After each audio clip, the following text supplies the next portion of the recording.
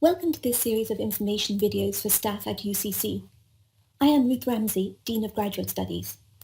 Today, I will be interviewing Jennifer Murphy, Director of Recruitment and Admissions, about CAO applications and offers, as well as about the status of applications from EU and non-EU students for our postgraduate taught programs. Good morning, Ruth. It's great to see you.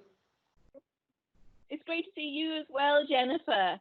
Jennifer, yesterday, 16th of July, there was news released about the release of the Leaving Cert results. I wondered what impact it will have on CAO timelines, and are there any anticipated challenges that staff need to be aware of? That's a good question, Ruth. Yes, I think students were probably a little bit disappointed that the results will be coming somewhat later than they would usually expect. So they'll receive their results on the 7th of September. And that means the earliest we can get the round one offers out will be the 11th of September. So the timelines will be challenging, no doubt, but we will manage it. We will only get 2 rounds of offers out before the 28th of September, with round 2 being particularly tight. Okay, and some people were worried about the numbers that might defer. Yes, I've heard a bit about that, and it is something that we are anticipating, but we will be engaging in a campaign with guidance counsellors and with students to really encourage them to take up their offers this year. I think the best thing that they can do is to take up their offer, to engage and connect with the university, and to use the time productively. When we're still in a restrictive time, COVID-wise, it might be the best thing actually that they could do this year. So how are our CAO application numbers then? They're really good, Ruth, this year actually. So level 8 application numbers nationally went up by 1% this year. And in UCC, our total applications went up by 3%. So we were very pleased, and our first preferences are up by 1%. So that bodes well for a high quality intake in September.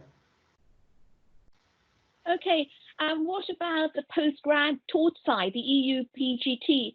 How are application trends, and are there any anticipated challenges? You know, really, is there anything the staff need to do or be aware of?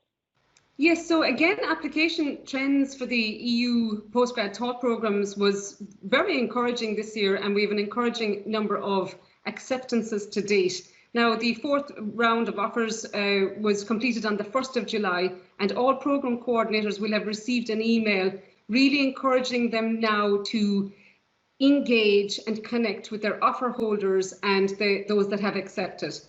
Because our ambition now is to turn all of those into registered students. And their biggest question, as we can all imagine, is what is the teaching going to look like? What's the term going to look like? And while we fully appreciate the challenges in getting that information finalised, even to connect with students and let them know that a redesign of the curriculum into a hybrid approach is underway and that they can expect a high quality engagement with the university, that will inspire confidence, and it will help to convert those acceptances into registrations, which is our greatest ambition right now. So the key thing is for those programme coordinators to keep in contact with those students. So what about the non-EU? How are our application trends, and how do we propose to address the wide range of challenges offer holders are facing? So again, Ruth, we're very encouraged by the application trends. Had we not the challenges of this year, we would have had a bumper year for international students.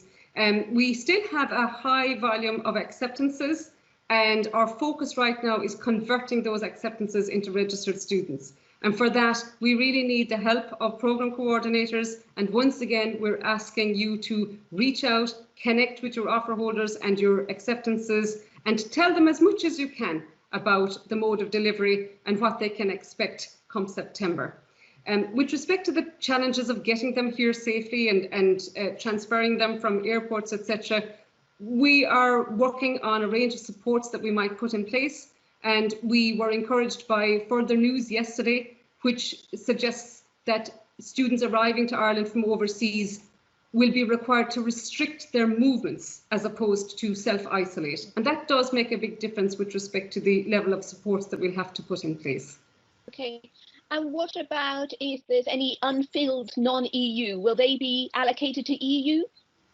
Yes, insofar as we can, our ambition will be to maximise the intake, and where possible, we will be allocating any unfilled non-EU places to the EU quota. And that is our ambition every year, so we will continue to do that for this year as well. Okay. No, Jennifer, that's great. Thanks for clarifying those various different things.